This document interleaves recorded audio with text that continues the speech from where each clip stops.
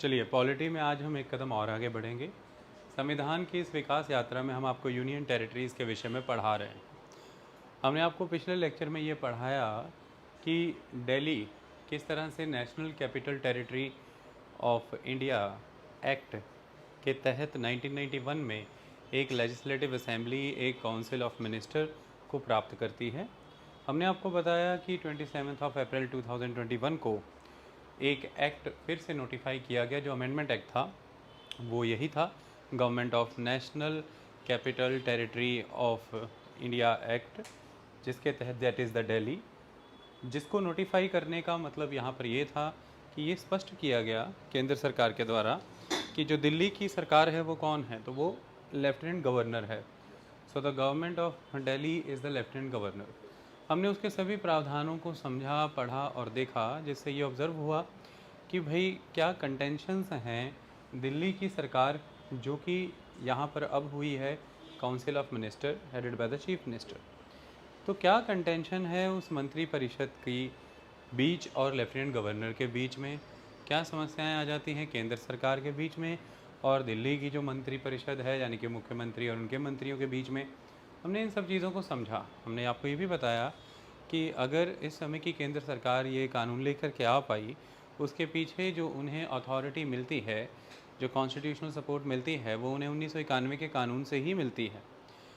आज हम ये समझेंगे जो हमने पिछले लेक्चर में आपसे कहा था कि क्या दिल्ली को एक पूर्ण राज्य का दर्जा मिलना चाहिए, कंप्लीट स्टेटहुड अगर हो जाता है तो क्या डिफरेंस क्रिएट होगा, और क्या है इंटरनेशनल लेवल पर फेडरल और यूनिटरी कंट्रीज़ में उनकी नेशनल कैपिटल का स्टेटस, क्या वहाँ पर भी पूरा स्टेटहुड उन्हें प्राप्त होता है या वो भी फुली सॉवरेन और ऑटोनॉमस होती हैं। इन सारे एस्पेक्ट्स पर हम आज डिस्कशन करेंगे। देखिए, दिल्ली अपने आप में बहुत ही यूनिक है। अगर हम लैटिन भाषा के मुताबिक चलें तो एक शब्द होता है दैट इज़ सी जेनरस। इसका मतलब होता है one of its own kind, बिल्कुल अपने ही जैसा, एक दुर्लभ, एक यूनिक उदाहरण है। ये क्यों मैंने इस्तेमाल किया?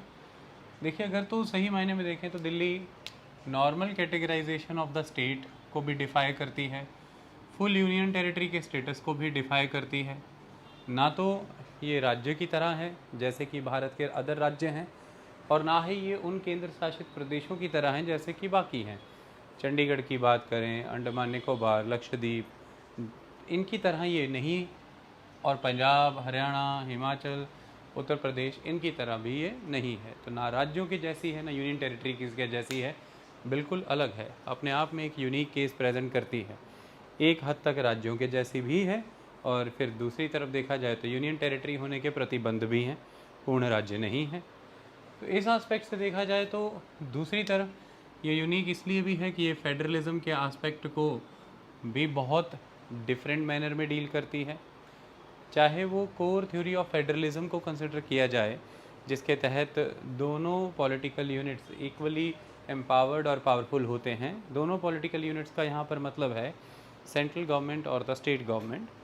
और चाहे ये फिर इंडिया के कॉन्टेक्स्ट में अगर हम फेडरलिज्म के कंसेप्ट को देख करके चलें, जिसमें कि हमें एक यूनिटरी बाइज्ड कैरेक्टर नज़र आता है, कॉसी फेडरल कंसेप्ट है जो सेंटर और स्टेट्स में एग्जिस्ट कर रहा है, लेकिन यूनियन टेरिटरी दिल्ली के मामले में वो कॉसी फेडरल कैरेक्टर भी नज़र नहीं आता, क्योंकि जो आज़ादियाँ पंजाब को हैं, महाराष्ट्र को हैं, कर्नाटका को हैं, जो पावर वो शेयर करती है सेंटर के साथ, जितनी इंडिपेंडेंस और ऑटोनॉमी के साथ, दिल्ली उतनी इंडिपेंडेंस और उतनी ऑटोनॉमी के साथ पावर शेयर नहीं करती।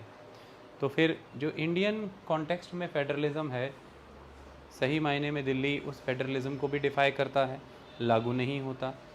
कोर एस्पेक्ट में जो फेडरलिज्म की थ्योरी है उसे भी डिफाई करता है। लेकिन फिर भी देखा जाए तो एक स्तर पर ऐसा नज़र आता है कि कुछ फेडरलिज्म तो है, क्योंकि दिल्ली की अपनी लेजिस्लेचर है, दिल्ली की अपनी काउंसिल ऑफ मिनिस्टर है। तो वो जो फेडरलिज्म दिल्ली के कॉन्टेक्स्ट में एक्सरसाइज किया जाता है वो भी फिर एक यूनिक एस्पेक्ट ही है।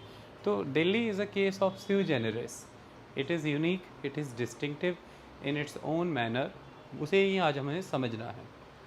देखिए, अगर हम दिल्ली के एस्पेक्ट में देखें तो जब हम बात कर रहे हैं दिल्ली की स्टेटहुड की, so what we are talking about in a technical sense, we are talking about the territoriality, the territory, we are talking about the territory, कि ये क्या है।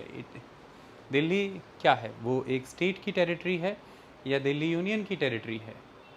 When we are talking about the statehood of the Delhi, we are actually in a political sense talking about the territoriality, कि दिल्ली को हम एक state की territory के तौर पर डील करते हैं या दिल्ली को हम यूनियन की टेरिटरी के तौर पर डील करते हैं। तो प्रेजेंट एस्पेक्ट में अगर देखा जाए तो दिल्ली की टेरिटोरियलिटी कंसेप्ट को देखें तो वो यूनियन की टेरिटरी काउंट हो रही है, स्टेट्स की टेरिटरी काउंट नहीं हो रही है। आई बात समझ में? हाँ, Delhi is naturally Indian territory, क्योंकि इंडियन टेरिटरी की बात करेंगे तो उसमें टेरिटरी ऑफ द स्टेट्स है, यूनियन की टेरिटरी है, और वो सभी टेरिटरीज़ जो इंडिया कभी ना कभी एक्वायर करेगा। लेकिन जब हम टेरिटोरियलिटी की बात कर रहे हैं दिल्ली के मामले में, तो वो स्टेट की टेरिटरी नहीं है, वो यूनियन की टेरिटरी है। आई बात समझ में?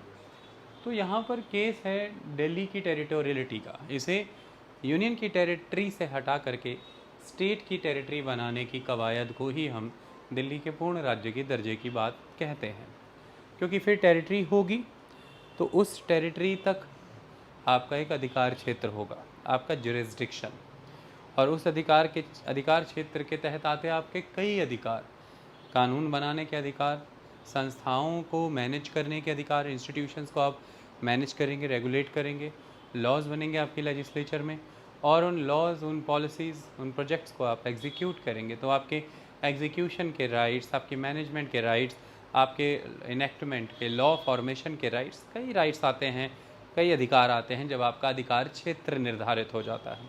और अधिकार क्षेत्र पॉलिटिकल कॉन्टेक्स्ट में अगर हम इस मायने में देखें तो वो एक तरह से द केस ऑफ टेरिटोरियलिटी बनता है कि टेरिटोरियलिटी क्या है, ये किसकी टेरिटरी है? यूनियन की है तो फिर उसका अधिकार क्षेत्र होगा, और अगर ये स्टेट की टेरिटरी है तो फिर राज्यों का अधिकार क्षेत्र होगा, अगर संघवाद है तो। उस हिसाब से देखा जाए तो दिल्ली की टेरिटोरियलिटी अपने आप में यूनिक है। दिल्ली को सॉवरेनिटी शेयर करनी है किसके साथ? सेंटर के साथ। जब हम दिल्ली की टेरिटोरियलिटी की बात करते हैं तो केस अपने आप में फिर से यूनिक है, क्योंकि उसे अपनी सॉवरेनिटी सेंटर के साथ शेयर करनी पड़ती है बहुत से मामलों में।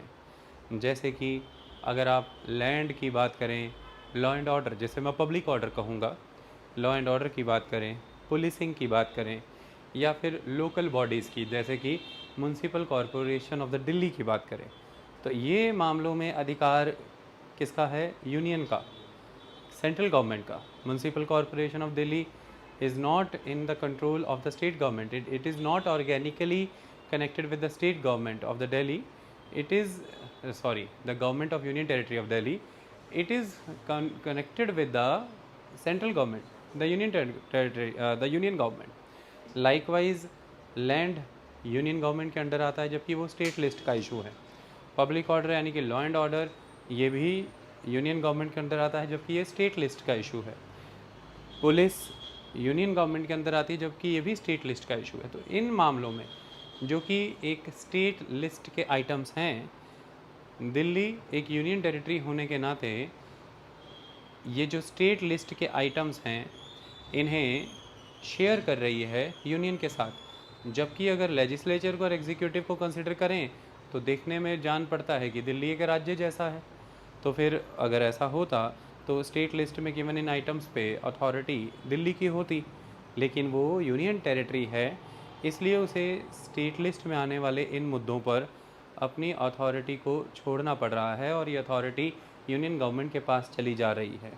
तो सॉवरेनिटी शेयर्ड है सेंटर के साथ, ये पहला एस्पेक्ट। तो दिल्ली अपने आप को हमेशा टटोलती रहती है इन मामलों के बीच में कि उसका क्या स्टेटस है एक स्टेट के तौर पर, जबकि वहाँ पर उसे अपनी सॉवरेनिटी शेयर करनी पड़ रही है, और दूसरी तरफ उसका खुद का सेल्फ रूल, उसका स्वयं शासन कितना है किसी क्षेत्र में। दिल्ली का सेल्फ रूल क्या है दिल्ली में ही, ये इस बात पे निर्भर करता है कि बहुत सारे जो अथॉरिटीज़ हैं, इंस्टीट्यूशंस हैं, ऑर्गेनाइजेशंस हैं, वो यूनियन गवर्नमेंट के अंदर हैं।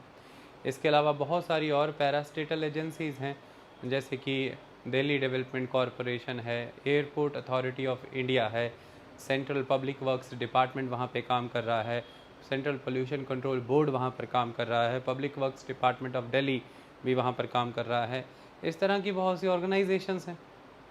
फिर म्यूनसिपल कॉरपोरेशन ऑफ दिल्ली। तो सेल्फ रूल जो है दिल्ली का, जो स्वयं शासन है, वो स्वयं शासन किस डिग्री का है, कहाँ तक उसका अधिकार क्षेत्र है कि वो स्वयं शासित हो। और दूसरी तरफ ऑल इन ऑल जब हम दिल्ली के कॉन्टेक्स्ट की बात कर रहे हैं कि दिल्ली का लेजिस्लेचर और एग्जीक्यूटिव इस बात को दर्शाता है कि शायद वो एक राज्य का दर्जे के बराबर है, तो फिर वहाँ पर दिल्ली खुद से सवाल कर रही है कि मेरी सॉवरेनिटी बहुत से मैटर में शेयर्ड है सेंटर के साथ, जबकि बाकी राज्यों की नहीं है। तो यहाँ पर फिर वो यूनियन टेरिटरी हो जा रही है। तो यूनियन टेरिटरी है, ये प्रमाणित है शेयर्ड सॉवरेनिटी के एस्पेक्ट से। लेकिन लेजिस्लेचर और एग्जीक्यूटिव खुद की है, इससे ये एक बात और निकल करके आती है कि शायद सेल्फ रूल है। सेल्फ रूल के मामले में किस डिग्री पे सेल्फ रूल है, कितना प्रैक्टिकल सेल्फ रूल है, वो फिर इस बात पे तय कर रहा है कि वो सेल्फ रूल को एक्सरसाइज करते हुए कितनी अदर ऑर्गेनाइजेशंस के साथ आपका जुरिस्डिक्शन ओवरलैप कर रहा है। तो ओवरलैपिंग बहुत ज़बरदस्त है, क्योंकि मल्टीपल अदर अथॉरिटीज़ भी फंक्शन कर रही हैं दिल्ली में। तो वो सभी की सभी अथॉरिटीज़ जिनके मैंने नाम लिए, municipal corporation of the Delhi, central government, state government, सारी की सारी संस्थाएं मिलकर के ऐसा लगता है दिल्ली के मामले में कि उन्हीं कॉमन चीज़ों को लेकर के, उन कॉमन टास्क, उन कॉमन सब्जेक्ट्स, फील्ड्स को लेकर के एक दूसरे के साथ compete कर रही हैं कि हमें ये काम करना है। इसी को लेकर के जुरिस्डिक्शन ओवरलैप्ड है, अधिकार क्षेत्र एक दूसरे का अतिक्रमण करते हैं, एनक्रोच करते हैं। इसी की वजह से गवर्नमेंट जो है इफ़ेक्टिवली वर्क नहीं कर पाती दिल्ली की, जिससे कि लोगों को एफिशिएंट गवर्नेंस नहीं मिल पाती, जिससे कि लोगों को वो डिलीवरी नहीं मिल पाती जिसके कि वो हकदार हैं। ये समस्या है।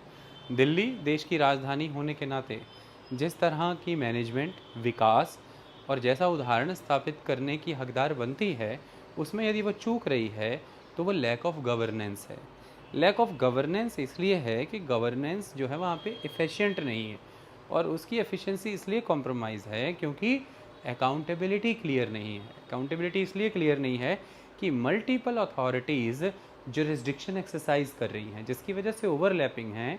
इसी की वजह से अपने अपने अधिकार के तहत आने वाले कामों को कोई कर नहीं रहा है, तो there is a kind of lack of responsibility, जिसकी बजाय blame game is supreme aspect in Delhi. तो ब्लेम बहुत ज़बरदस्त किया जाता है। आप हर कोई अपनी नाकामयाबी को दूसरे के साथ जोड़ करके दिखाता है कि क्योंकि वो हमें नहीं काम करने देते, इसलिए हम ये नहीं कर पा रहे। केंद्र सरकार दिल्ली सरकार को जिम्मेदार ठहराएगी, दिल्ली की सरकार केंद्र सरकार को जिम्मेदार ठहराएगी, या फिर म्यूनसिपल कॉरपोरेशन दिल्ली को, म्यूनसिपल कॉरपोरेशन दिल्ली दिल्ली की सरकार को जिम्मेदार ठहराएगी। और बहुत सी अदर ऑर्गेनाइजेशंस हैं, वो भी आपको दिल्ली सरकार के साथ और दिल्ली सरकार उन ऑर्गेनाइजेशंस के साथ हमेशा कन्फ्लिक्टिंग आस्पेक्ट में नज़र आते दिखेंगे। और दिखेंगे इसी मामले में कि वो जो भी उनसे प्रश्न पूछा जाएगा किस कॉन्टेक्स्ट में कि ये चीज़ जनता को डिलीवर नहीं हुई, जिसकी जिम्मेदारी वो दूसरे पे डालेंगे। तो आप अपनी रिस्पॉन्सिबिलिटी से बच रहे हैं, जिसको आपको फुलफ़िल करना है, क्योंकि आपके पास एक स्पेस है, एक स्कोप है कि ओवरलैपिंग जुरिस्डिक्शंस की वजह से आप अपनी नाकामयाबी का ठीकरा किसी और के सिर फोड़ सकते हैं, क्योंकि अदर ऑर्गेनाइजेशंस भी हैं आपके साथ फंक्शंस को शेयर करने के लिए। इसी वजह से हो ये रहा है कि गवर्नेंस इनएफिशिएंट है। आई बात समझ में? ये सारे एस्पेक्ट हैं दिल्ली को लेकर के। हम इन्हें समझेंगे कि क्या स्टेटहुड का दर्जा मिल जाना ही समस्याओं का हल हो जाएगा, या इसके अलावा कोई और ऑप्शन है। क्या विश्व भर में ऐसे उदाहरण हैं कि जो कंट्रीज़ हैं उनकी नेशनल कैपिटल जो हैं वो फुली सॉवरेन गवर्नमेंट की तरह चलती हैं? ये भी हम समझने की कोशिश करेंगे। अगर नहीं चलती हैं तो वो कैसे मैनेज की जा रही हैं। आज की डेट में जो सरकार अमेंडमेंट लेकर के आई है, जो कानून एग्जिस्ट करता है दिल्ली को लेकर के, क्या वो सही है? उसमें कोई बदलाव करने की आवश्यकता तो नहीं है। तो सही मायने में हम हिस्टोरिकल बैकग्राउंड के मैनर में जब सारा टॉपिक देख लेंगे, एक मैच्योर, एक वाइज माइंड की तरह आप किसी के साथ भी डिबेट डिस्कशन कर सकेंगे। आप चीज़ों को अप्रोच बेहतर कर पाएंगे, आपको समझ आ पाएगा कि मुद्दों को कैसे लेना है। आई बात समझ में? टॉपिक उन सारी चीज़ों को आपको सिखाएगा। अगर हम एवोल्यूशन आस्पेक्ट से देखें तो क्या है दिल्ली का आस्पेक्ट, फिर चीज़ें समझ में आएंगी। देखिए, मुग़लों के द्वारा दिल्ली ब्रिटिश इंडिया के पास चली गई। ब्रिटिश इंडिया जब मैं यहाँ पे कहता हूँ तो मैं east India company of the Britishers की बात कर रहा हूँ, और उस ईस्ट इंडिया कंपनी का जहाँ जहाँ पर भी कंट्रोल था वो ब्रिटिश इंडिया था। तो मुग़लों के द्वारा 1803 में आपको पता होगा सेकंड एंग्लो मराठा युद्ध 1803-1805 तक बड़े ज़बरदस्त तरीके से उन युद्धों में मुग़लों की पराजय हो रही थी और ब्रिटिश इंडिया आगे बढ़ रहा था। और उसी समय में ये हुआ घटनाक्रम, इतिहास में हमने बहुत अच्छे से पढ़ाया है कि दिल्ली जो है वो अंग्रेज़ों के पास चली गई मुग़लों के हाथों से निकल करके। 1803 वो डेट है। इसके अलावा दूसरी बहुत बड़ी घटना हुई कि ब्रिटिशर्स ने अपनी राजधानी को बदला। ब्रिटिशर्स की राजधानी आपको पता है कलकत्ता हुआ करती थी, उन्होंने उसे शिफ्ट किया और 1911 में जो ब्रिटिश इंडिया है उसने दिल्ली को अपनी न्यू कैपिटल बनाया। So became the new capital of British India, that is the aspect. जब ये नई कैपिटल बनी उसके पहले की परिस्थितियाँ क्या थी, ध्यान से समझिए। देखिए 1901 तक जो स्टेटस था दिल्ली का वो ये था कि दिल्ली पंजाब प्रोविंस के 5 एडमिनिस्ट्रेटिव यूनिट्स में से एक एडमिनिस्ट्रेटिव यूनिट हुआ करता था। एक पंजाब प्रोविंस हुआ करती थी, उसके 5 एडमिनिस्ट्रेटिव यूनिट्स थे, उनमें से एक एडमिनिस्ट्रेटिव यूनिट दिल्ली था। जिस दिल्ली नाम के एडमिनिस्ट्रेटिव यूनिट के अंदर 5 डिस्ट्रिक्ट्स आते थे और वो कौन से थे? करनाल आता था, अम्बाला आता था, रोहतक आता था, हिसार आता था, गुड़गांव आता था। तो करनाल, अम्बाला, रोहतक, हिसार, गुड़गांव इन 5 डिस्ट्रिक्ट्स को होल्ड करते हुए दिल्ली पंजाब प्रोविंस के 5 एडमिनिस्ट्रेटिव यूनिट्स में से एक एडमिनिस्ट्रेटिव यूनिट था, एक प्रशासनिक इकाई थी जिसके तहत वह ज़िले आया करते थे। ऐसे में जब 1911 में से राजधानी बना दी अंग्रेज़ों ने अपनी, तो ये एक सेपरेट प्रोविंस हो गई, दिल्ली प्रोविंस। और उसके बाद इसके अधीन आने वाले ये डिस्ट्रिक्ट्स भी अलग अलग प्रोविंसेस बन गए। और उस समय में जब 1911 में दिल्ली एक राजधानी बनाई गई अंग्रेज़ों के द्वारा अपने प्रोविंस के तौर पर, जो कि दिल्ली प्रोविंस हो गई, उसमें उस समय के उत्तर प्रदेश, जिसे कि आज के उत्तर प्रदेश, उस समय उसे यूनाइटेड प्रोविंस कहा जाता था, तब भी यूपी था बट यूनाइटेड प्रोविंस था, उसका एक इलाका था दैट इज़ द शाहदरा, जो कि फिर मेरठ के तौर पे जाना गया। मेरठ का कुछ हिस्सा शाहदरा दैट इज़ उसे दिल्ली प्रोविंस के साथ जोड़ दिया गया और एक दिल्ली प्रोविंस कार्व आउट होकर के आई 1911 में। आई बात समझ में? जब ये प्रबंध हो गया तो हुआ क्या, उसके बाद गवर्नमेंट ऑफ इंडिया एक्ट 1919 और 1935 आया और 1919 और 1935 के in government of India act के तहत दिल्ली को चीफ कमिश्नर प्रोविंस क्लासीफाई कर दिया गया। मैंने आपको पिछले लेक्चर में ही पढ़ाया था कि दिल्ली चीफ कमिश्नर प्रोविंस थी, तो दिल्ली को चीफ कमिश्नर प्रोविंस जो है वो क्लासीफाई किया गया। इसका मतलब जैसे कि आज की यूनियन टेरिटरी है, अंग्रेज़ों के समय की चीफ कमिश्नर प्रोविंसेस उसी तरह का दर्जा रखती थी। और दिल्ली 1919 और 1935 के इन कानूनों की वजह से सीधे सीधे उस समय के भारत के गवर्नर जनरल के रेगुलेशंस के कंट्रोल के अधीन आ गई। जिन कंट्रोल्स और रेगुलेशंस को उस समय का गवर्नर जनरल एक्सरसाइज करता था by the way of chief commissioner, इसलिए जिन जिन प्रोविंसेस में चीफ कमिश्नर्स अपॉइंटेड थे वो चीफ कमिश्नर प्रोविंसेस हुई और उस पर जो अल्टीमेट अथॉरिटी थी वो directly governor general of India होता था, ना कि गवर्नर ऑफ द प्रोविंस, जो कि बाकी प्रोविंसेस के मामले में था। तो इस तरह से चीफ कमिश्नर प्रोविंस दिल्ली को उस समय में बनाया गया। सही मायने में दिल्ली की पॉलिटिकल और एडमिनिस्ट्रेटिव ऑटोनॉमी को लेकर के कि भाई प्रशासनिक तौर पर और राजनीतिक तौर पर दिल्ली को एक स्वायत्तता मिलनी चाहिए, ये जो एडमिनिस्ट्रेटिव और पॉलिटिकल ऑटोनॉमी है इसको लेकर के सही मायने में जो काम काज विचार शुरू हुआ वो जुलाई 1947 की एक कमेटी के द्वारा हुआ। ये कमेटी पट्टाभी सीतारमैया की अध्यक्षता में बनी थी और that was Pattabhi Sitaramayya committee. ये बहुत इंपॉर्टेंट कमेटी है। जुलाई 1947 आप जानते हैं 15 अगस्त 1947 को भारत की आज़ादी हुई है। उसके पहले ही आपको ये भी पता है कि ये प्रबंध शुरू हो गए थे कि भारत के क्षेत्र के अधीन क्या क्या आएगा, भारत में राज्यों का पुनर्गठन कैसे होगा, किस तरह से स्टेट्स और union chief commissioner provinces India में मैनेज होंगी, कैसे प्रिंसली स्टेट्स को भारत के साथ जोड़ा जाएगा, ये सारे प्रयास चल रहे थे। उसी समय में ये जांचने के लिए कि भाई भारत में जो चीफ कमिश्नर प्रोविंसेस हैं उन चीफ कमिश्नर प्रोविंसेस की टेरिटोरियल एंड एडमिनिस्ट्रेटिव स्ट्रक्चर कैसा हो, उसके लिए कमेटी बनाई गई उस समय में। वो कमेटी पट्टाभी सीतारमैया कमेटी थी। ये किसने बनाई थी? ये नेचुरल सी बात है, उस समय में अंतरिम सरकार भारत में एग्जिस्ट कर रही थी और 1946 से ही एक इंटरिम गवर्नमेंट इंडिया में थी, यानी कि एक तो अंग्रेज भारत में है ही हैं, लेकिन इसके तहत भी अंग्रेज़ों के होते हुए भी उन्होंने ये डिक्लेयर कर दिया था कि भाई अब हम आपको एक लोकल सेल्फ गवर्नमेंट देंगे, यहाँ पर आप अपना कॉन्स्टिट्यूशन बनाइए, अपनी कॉन्स्टिट्यूएंट असेंबली के चुनाव कराइए और उसके जो मेंबर बनेंगे कॉन्स्टिट्यूएंट असेंबली के, उनके माध्यम से आप अपना एक कॉन्स्टिट्यूशन बनाइएगा। और ये जो चुनाव अभी कंडक्ट किए जाएंगे, इसके तहत आप एक अंतरिम सरकार भारत की बनाइए, जो कि अंग्रेज़ों के गवर्नर जनरल को गाइड करेगी, एड एंड एडवाइस करेगी कामकाज में। तो उस अंतरिम सरकार के कई इंपॉर्टेंट मेंबर थे, राजेंद्र प्रसाद, जवाहरलाल नेहरू, ये सब उसका हिस्सा हुआ करते थे। उसी अंतरिम सरकार के तहत ही ये चल रहा था और उसने ही ये territorial and administrative structure of the chief commissioner provinces को स्टडी करने के लिए पट्टाभी सीतारमैया कमेटी बनाई। आई बात समझ में? तो ये पट्टाभी सीतारमैया कमेटी की ओपिनियन सुनिए, बहुत इंपॉर्टेंट एस्पेक्ट है ये। पट्टाभी सीतारमैया कमेटी ने ओपिनियन दी कि द प्रोविंस यानी कि Delhi, the province which contains the metropolis of India should not be deprived of the right of self-government enjoyed by the rest of their countrymen living in the smallest of the villages। वो ये कहता है कि एक province जो कि एक तरह से भारत का मेट्रोपोलिस है, उससे किसी भी तरह से स्वयं शासन का अधिकार, वहाँ के लोगों से स्वयं शासन का अधिकार छीनना नहीं चाहिए, जबकि भारत के छोटे से छोटे ग्राम वासियों को भी ये अधिकार प्राप्त है पंचायतों और अदर एस्पेक्ट के माध्यम से। तो वो ये कह रही है, ओपिनियन ये दिया कि the province which contains the metropolis of India should not be deprived of the right of the self government enjoyed by the rest of their countrymen living in the smallest of the villages। ये opinion है। अब इसी opinion पर based फिर recommendations होंगी। तो recommendations को समझिए, आपको ये रिकमेंडेशंस हूबहू लगेंगी जैसा 1991 का एक्ट है, government of national capital territory of Delhi का जो एक्ट है, उसके प्रावधान ऑलमोस्ट पूरी तरह से आपको सिमिलर लगेंगे और आप हैरान हो जाएंगे कि ये प्रावधान तभी दे दिए गए थे 1947 में। 1947 की पट्टाभी सीतारमैया कमेटी ने जो रिकमेंडेशन दी हैं, ऑलमोस्ट 1991 के कानून में उन्हीं को ही इंश्राइन किया गया है कानून के अंदर।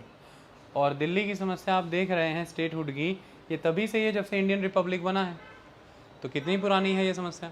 अभी भारत को आज़ादी मिलेगी 15 अगस्त 1947 और उसके बाद 26 जनवरी 1950 भारत में संविधान लागू होगा और भारत एक गणराज्य हो जाएगा, एक रिपब्लिक ऑफ इंडिया हो जाएगा। तो लगभग ये समस्या भी उतनी ही पुरानी है स्टेटहुड की। ये कोई नई समस्या नहीं है कि इसकी मांग आम आदमी पार्टी ने रखी है 3-4 साल पहले और केंद्र में बीजेपी है। बीजेपी का क्या रोल है यहाँ पर जनसंघ के समय से अब तक, कांग्रेस का क्या रोल है स्टेटहुड को लेकर के, अदर कोई भी पार्टी जिसकी सेंटर में सत्ता हो उसका क्या रोल है।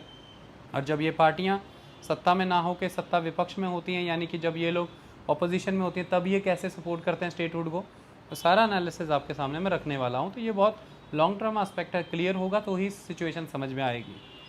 तो रिकमेंडेशन में पहली रिकमेंडेशन को समझिए ध्यान से। The first recommendation is the province should function under a lieutenant governor. Province को एलजी के अंदर काम करना चाहिए, लेफ्टिनेंट गवर्नर के अंदर फंक्शन करना चाहिए। तो इस चीज़ को समझिए, लेफ्टिनेंट गवर्नर वर्ड रिकॉग्नाइज़ किया उस समय में उस पट्टाभी सीतारमैया कमेटी ने, और उसने कहा कि इसे ध्यान से देखें, जो प्रोविंस है किसके अंडर फंक्शन करे, लेफ्टिनेंट गवर्नर के। और इस लेफ्टिनेंट गवर्नर को कौन अपॉइंट करे, to be appointed by the president. ये एलजी राष्ट्रपति की तरह अपॉइंटेड हो और उसके अंडर ये प्रोविंस फंक्शन करे। लेकिन ये फंक्शन कैसे करेगा वो ध्यान से समझिए। सेकेंड एस्पेक्ट क्या कह रही है वो committee, a council of ministers headed by the chief minister to aid and advise the lieutenant governor. So जब प्रोविंस लेफ्टिनेंट गवर्नर के अंडर फंक्शन करेगी, वो लेफ्टिनेंट गवर्नर के नाम पे फंक्शन करेगी, लेकिन लेफ्टिनेंट गवर्नर अपने इन फंक्शंस को करने के लिए chief council of minister headed by the chief minister की एड एंड एडवाइस पे निर्भर रहेगा। यानी कि लेफ्टिनेंट गवर्नर जो फंक्शन करेगा वो council of minister headed by the chief minister की एड से करेगा। उसकी एड माने कि उसकी सपोर्ट, सहायता, उसकी सलाह से करेगा, जैसा कि हमारे बाकी राज्यों में प्रबंध होता है, आपने देखा। तो ऐसा ही होता है, गवर्नर काम करते हैं और वो council of minister headed by the chief minister की एड एंड एडवाइस पे ही काम करते हैं। तो वही यहाँ पर भी सुझाया गया कि लेफ्टिनेंट गवर्नर राष्ट्रपति द्वारा अपॉइंटेड हो। अगली लाइन देखिए कि अब अगर इनमें कोई मतभेद हो जाए कि अगर लेफ्टिनेंट गवर्नर कहे कि मैं भैया आपकी इस एड एंड एडवाइस की पालना नहीं करना चाहता, मैं इसके विपरीत सोच रखता हूँ और मैं ये काम करूँगा, तो क्या हो। तो any difference between the lieutenant governor and the council of minister is to be resolve by the president. सारे प्रावधान 1991 वाले कानून के लग रहे हैं ना। So any difference between the lieutenant governor and the council of minister is to be resolve by the president. तो पट्टाभी सीतारमैया कमेटी ने उस समय में ही ये कह दिया था। चौथा देखिए फिर से वही बात, द यूनियन लेजिस्लेचर, अब जो पार्लियामेंट है उसकी बात हो रही है, the union legislature is to have concurrent power of legislation even in the matter included in the provincial list. तब प्रोविंस वर्ड चलता था, अब तो स्टेट लिस्ट है। तो पट्टाभी सीतारमैया कमेटी ने इस बात को रिकॉग्नाइज़ किया है कि यूनियन लेजिस्लेचर के पास कॉन्करेंट पावर हो प्रोविंशियल लिस्ट में दिए हुए आइटम्स पे भी कानून बनाने की। जैसा कि 1991 के कानून के तहत मैंने आपको बताया ही कि दिल्ली की जो लेजिस्लेचर है वो स्टेट लिस्ट और कॉन्करेंट लिस्ट में दिए आइटम्स के ऊपर कानून बना सकती है।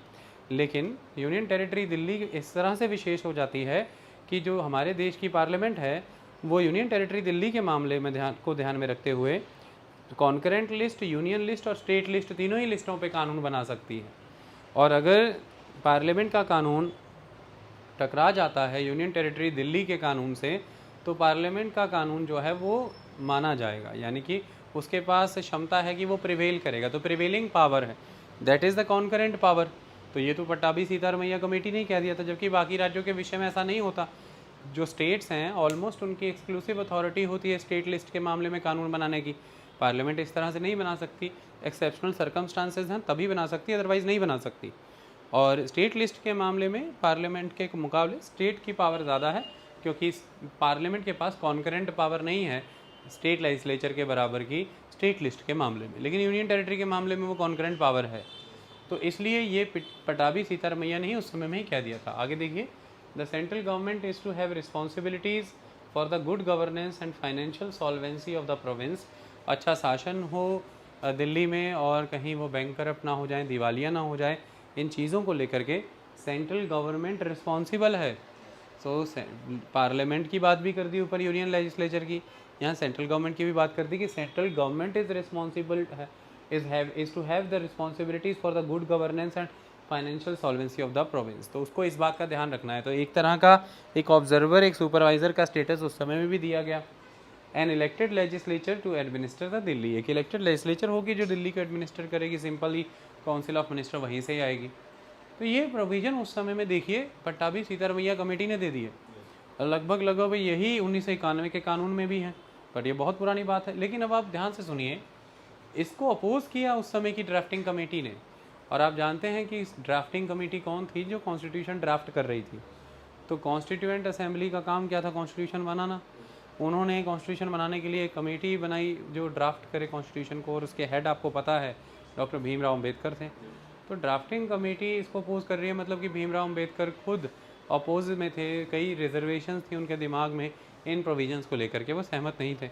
जवाहरलाल नेहरू खुद इसके विरोध में थे, और जवाहरलाल नेहरू खुद ये कह चुके थे, Nehru felt that the national capital of India could not be placed under the administration of local government.